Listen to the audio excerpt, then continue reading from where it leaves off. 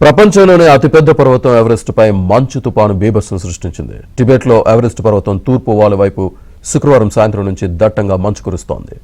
ఆదివారానికి అది మంచు తుపానుగా మారింది. దీంతో వేల అడుగుల ఎత్తులో దాదాపు 1000 మంది పర్వతారోహకులు మంచు శిఖరంపై చిక్కుకుపోయారు. వీరిని రక్షించేందుకు సహాయక చర్యలు ముమ్మరంగా కొనసాగుతున్నాయి. ఇప్పటివరకు 350 మందిని రక్షించారు.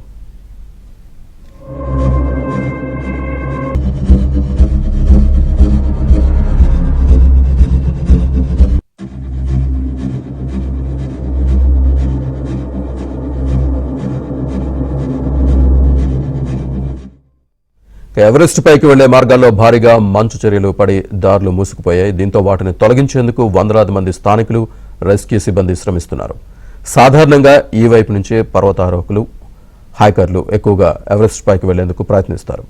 ఇప్పుడు చైనాలో సెలవులు కావడంతో ఈ రద్దీ మరింత ఎక్కువగా ఉంది. అదే సమయంలో మంచు తుపాను సంభవించడంతో వీరంతా పర్వతంపై చిక్కుకుపోయారు.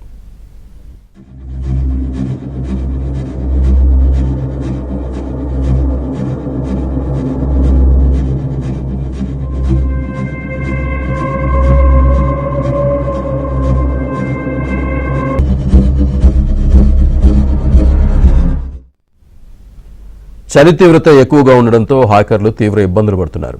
ఇప్పటికే కొంతమంది హైకర్లు హైపోథెర్మియా బారిన పడినట్లు రెస్క్యూ బృందం వెల్లడించింది. ప్రతికూల వాతావరణ పరిస్థితుల దృష్ట్యా ఎవరెస్ట్ పైకి వెళ్లేందుకు అనుమతులు నిలిపివేశారు.